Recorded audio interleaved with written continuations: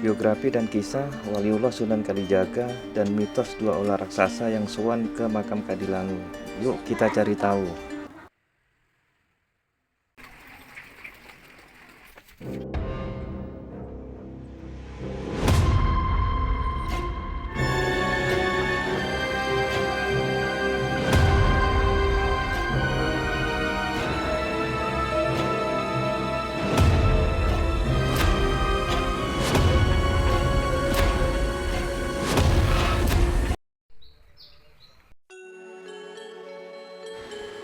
Ini adalah penampakan kompleks makam Kadilangu, dan di dalam ruangan inilah Sunan Kalijaga dimakamkan.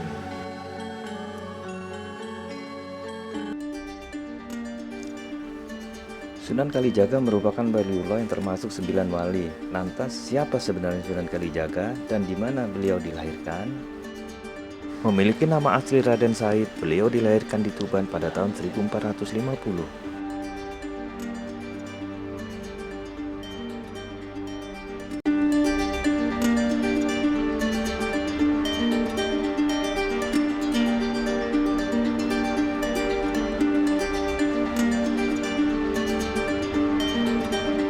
Sunan Kalijaga adalah anak Tumenggung Wilatikta yang menjabat Bupati Tuban pada masa Kerajaan Majapahit. Menurut beberapa catatan sejarah, beliau hidup pada masa 4 pemerintahan, yaitu pada masa Majapahit, Kesultanan Demak, Kesultanan Pajang hingga era Mataram Islam.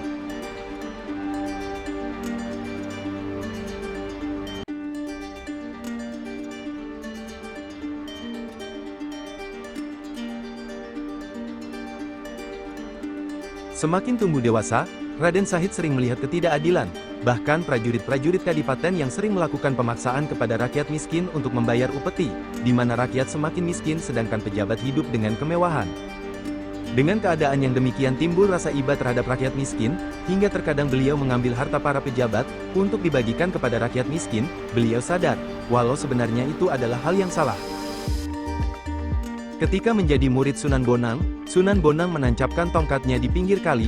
Ia meminta Raden Said menjaga tongkatnya hingga 3 tahun. Setelah itu Raden Said mulai dikenal dengan nama Jogo Kali yang kemudian berubah menjadi Kali Jogo. Raden Said juga berguru kepada beberapa wali, di antaranya Sunan Gunung Jati, Syekh Sutabaris dan Syekh Siti Jenar.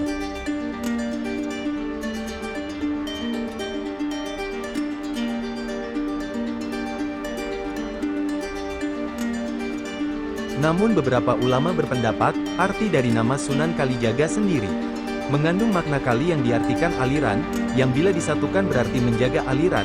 Pada saat itu banyak sekali terdapat kepercayaan yang bila tidak dijaga akan menimbulkan perpecahan. Sunan Bonang merasa yakin bahwa Raden Said mampu menjaga dan menyatukan semua aliran yang ada, hingga memberi nama Raden Said dengan nama Kalijaga. Beda bukan membuat harus pecah, namun menjadi semakin kuat. Itulah yang dinamakan Islam Nusantara. Dakwah Sunan Kalijaga, yaitu dengan cara menggunakan kesenian dan juga kebudayaan rakyat setempat. Bahkan beliau menciptakan beberapa tembang untuk berdakwah, diantaranya lir-ilir dan juga gundul-gundul pacul. Adapun 7 karohmah yang Sunan Kalijaga miliki adalah, beliau bisa menghilang, berjalan di atas air, sholat Jumat di tempat yang berbeda, memiliki tubuh yang kuat, bertapa dalam waktu yang lama, mengubah tanah menjadi emas dan mengubah beras menjadi pasir. Sunan Kalijaga wafat pada tanggal 12 Muharram tahun 1513 Saka, atau tanggal 17 Oktober tahun 1592 Masehi. Pada saat terjadi banjir, beberapa hari yang lalu, komplek pemakaman Kadilangu memang sempat terendam air, namun ada yang mengatakan 2 ular raksasa muncul di pemakaman. Setelah kita telusuri, dan bertanya kepada juru kunci makam, bahwa berita itu tidaklah benar adanya. Karena karohmah dan kewalian serta jasa beliau dalam syiar Islam, makam Sunan Kalijaga selalu ramai dikunjungi para peziarah. Bahkan makam Sunan Kalijaga menjadi destinasi wisata religi paling favorit di Kabupaten Demak.